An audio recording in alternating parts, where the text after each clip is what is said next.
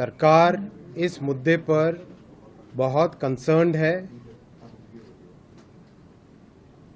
और इस मुद्दे के तह तक जाएंगे।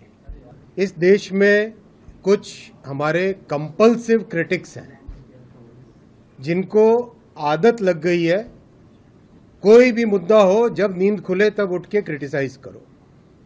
ये लोग देश की उन्नति को, देश की प्रगति को देख नहीं सकते, पचा नहीं सकते, क्योंकि इनके परिवार ने जब देश पे राज किया तब उन्होंने केवल और केवल एक ही लक्ष्य के साथ काम किया कि कैसे अपने परिवार का पेट भरे, कैसे अपने परिवार का पोषण करे। देश की चिंता इन्हें बिल्कुल नहीं थी।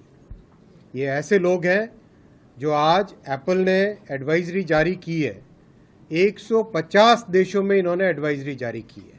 कहीं पर कोई उनके पास जानकारी नहीं है क्लियर, वो केवल एक हाइपोथेटिकल या फिर केवल एक एस्टिमेट के बेसिस पे लोगों को उन्होंने ये अलर्ट भेजा है।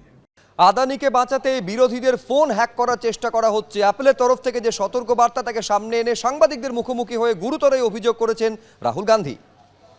नरेंद्र मोदी जी की आत्मा अदानी में है। तोता कहीं बैठा है, राजा कहीं बैठा है, और बहुत समय के लिए सारी की सारी ऑपोजिशन राजे पे अटैक कर रही थी, मगर असलियत यह है कि राजा राजा ही नहीं है, पावर किसी और के हाथ में है, अदानी जी के हाथ में है। जैसे ही हम अदानी जी को टच करते हैं, इंटेलिजेंस एजेंसीज, स्नूपिंग, सीबीआई, मैं पहले सोचता था नंबर 1 प्राइम मिनिस्टर,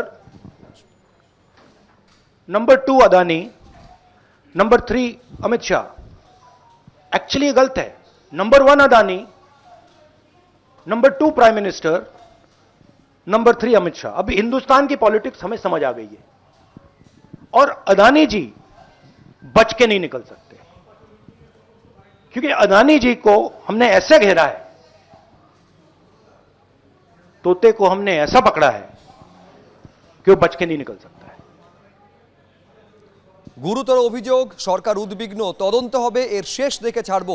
একেবারে বিরোধীদের নিশানা করে এই মন্তব্য করেছেন কেন্দ্রীয় তথ্য প্রযুক্তি মন্ত্রী অশ্বিনী বৈষ্ণব। তিনি আরো বলছেন যে সব বিষয়ে সরকারের সমালোচনা করা কিছু মানুষের অভ্যেসে পরিণত হয়েছে। তারা যখন ক্ষমতায় ছিলেন শুধু নিজেদের পরিবারের কথা ভেবেছেন।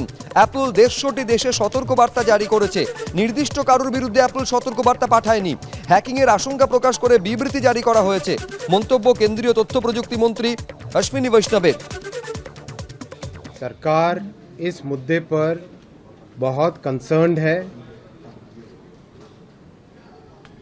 और इस मुद्दे के तह तक जाएंगे।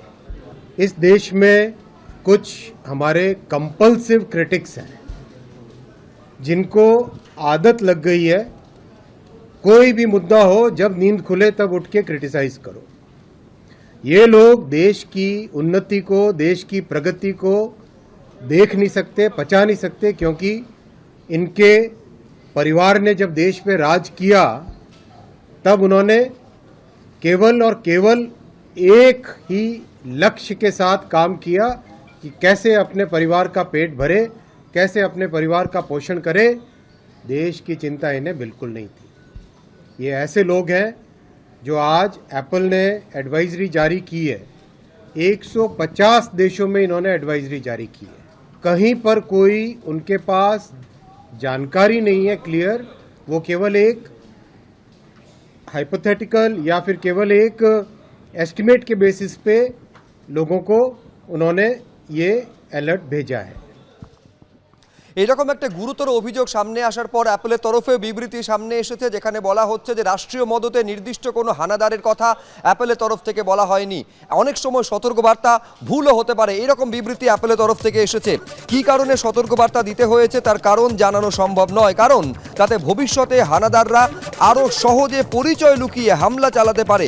বিবৃতি দিয়ে জানালো অ্যাপল।